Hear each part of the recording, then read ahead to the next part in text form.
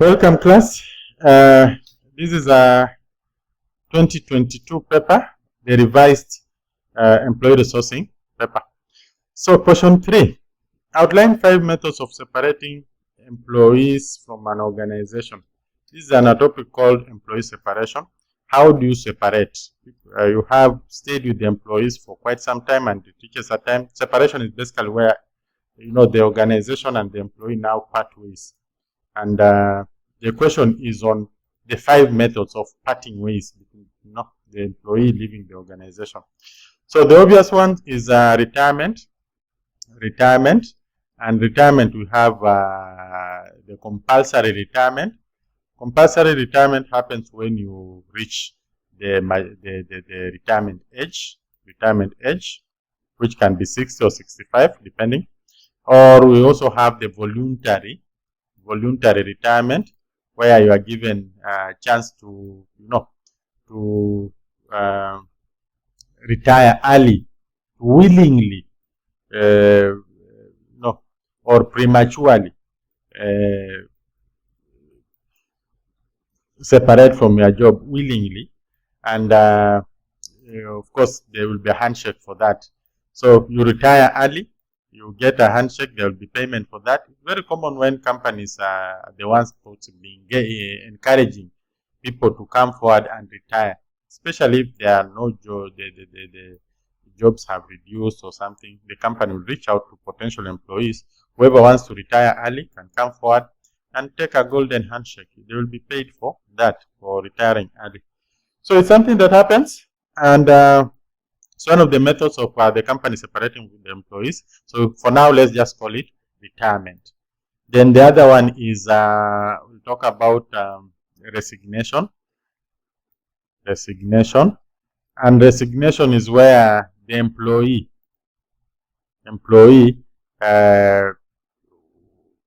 willingly asks for termination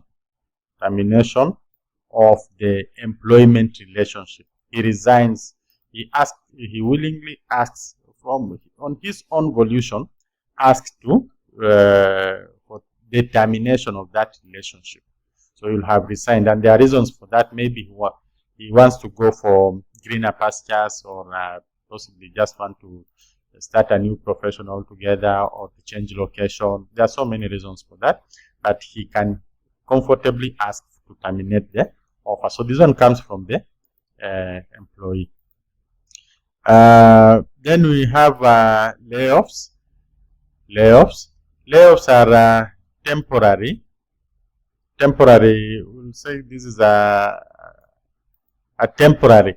Don't want to use the word termination, but it's a temporary separation between the employer and the employee.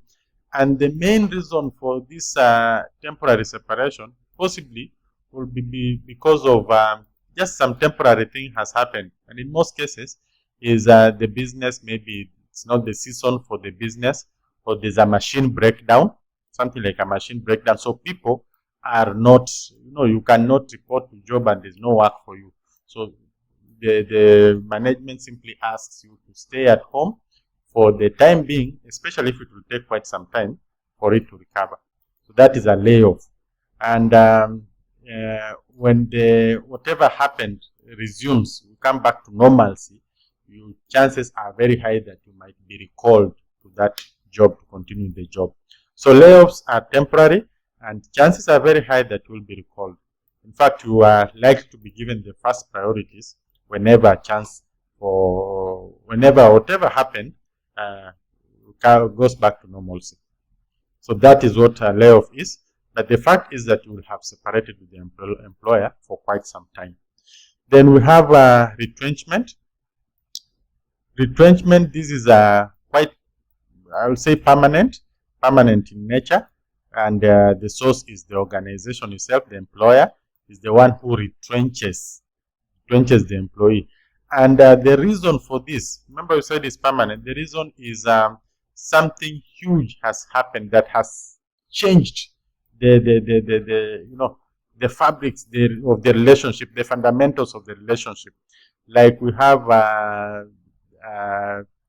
the economy is just not favoring the business at all, or the business has it cannot support itself, the business is going under, or things that are kind of look like they are there to stay for quite a long period of time, or the business might not really come back into its normalcy anytime soon. So in such like cases, the retrenchment works. It's more of a permanent in nature, and even when we talk about retrenchment, it's not a guarantee that when the business picks up, it will come back for you. It is not a guarantee like in layoffs. Layoffs kind of temporary, and you are kind of assured that it will be considered when the business comes back to normalcy. At the bottom line is that this is also a form of separation. Then we have just the normal dismissal. Dismissal also, the source is the company or the organization or the employer, and for one reason or the other, if they feel that they don't want that employee again to continue being an employee of that organization, maybe because of underperformance, maybe because of gross misconduct, maybe because of such like reasons. So gross misconduct, stealing, fighting, those things that are considered grave to the business can lead to dismissal, or continuous below standard performance can also lead to dismissal. So for now, we can work with these five. The 5 methods can work: retirement, resignation, layoffs, retrenchment, and dismissal as the methods that the company can separate with the employees. Explain all of them and you'll get your 10 marks. So question 3B, explain the advantages of using internal sources of recruitment in an organization. Internal sources of recruitment, it means you are recruiting from the human resource that exists within the organization. So it's an exercise that is just taking place within the boundaries of the organization. And it can be people who are within the organization now, or people who are once within the organization. Those who are in the organization and left the organization also are considered as being part of internal sources of. When we talk about internal sources of recruitment, they are also considered because they were once in the organization. So you can always reach out on them and call them back to job. So internal, we are not reaching out to the public at large. Instead, we are confining the job to people who are within the organization, within the work premises. That is what internal recruitment is, within the boundaries of the job. So it's not a public recruitment. We are not reaching out on all the masses for anybody to come out and apply for the job. Otherwise, it will be called external recruitment. So, what are some of the advantages of using internal sources of recruitment in an organization? Number one, it's cheap. It's cheap. We are not going to advertise on newspapers, on the radios, on the job boards. We don't have all that. And most of those, media sources or sources that we are talking about, external recruitment, are very expensive. So generally, it's cost effective. It's cost effective. Then, of course, time used will not be as lengthy as if we were to go the external recruitment way. And then, of course, it reduces the risk. The risk is low. Why? Because we already know all the people. We are already working with people inside the organization. So we know who is who, what his capabilities are, his behavior. We are not introducing any new person out from outside to the organization. Sometimes you can introduce somebody and he comes in with his new way of doing things and he affects the entire organization. So it reduces that risk of culture shock. And of course, it's a motivator. It's a motivator to the employees who are within the organization. It motivates them, especially when they get the promotions. And this is also part of career growth and succession. Career growth and succession, which is very important to both the organization and the employee, because of the value addition because of the value addition. If somebody does well, he needs to grow up the ladder so that you give him greater responsibilities and challenges, which will help the organization to move even further. So it opens up that room for growth, career growth, and succession.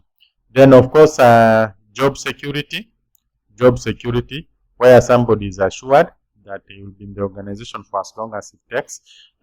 Because when people come from outside, they are a threat even to the people who are inside the organization. You know, you can bring somebody from outside and he does the job marvelously well. It's a good thing, but he poses a threat to the insiders, people who are already in the system. And of course, we can end up in conflicts in the organization, which are not good in the long run. So we can talk of job security because we are not expecting entrance. We are comfortable doing things the way we've been doing, and we don't expect any shock anytime soon, because in case of promotions, it is one of us who will be promoted for that job. Then it's also a chance for the talented ex-employees to come back on board.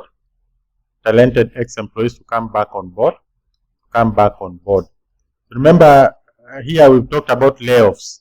So internal recruitment, these people who have been laid off can also be considered, and that becomes a chance for them to come back into the employment, which is also one of the advantages. Then, of course, we talked about cultural shock. We don't have cultural shock where people come in with new way of doing things. Instead, stability for this company is assured because everybody in this company is adapted to the ways of the company. So we are just talking about stability and lack of those cultural shocks and changes. And lastly, we can talk of shorter learning curves. Shorter learning curve because you are already in that organization. You know how they do their stuff. So it becomes very easy for you to adapt and to learn the new job description for that particular desk that you are going to occupy. As opposed to somebody who is coming from outside, he has to first of all start by adapting to the new ways before he can there's quite a lot for him to learn, to make friends and everything. For you, you are already in the system, so it becomes easy. It's like a fish which is already in the water. You already know how to swim. So it becomes very easy for you to pick up the new role and proceed. So all those are advantages. You can go on and on and on. These are advantages. Pick any 5 and you'll be good to go. Thank you. Let's meet in the next question.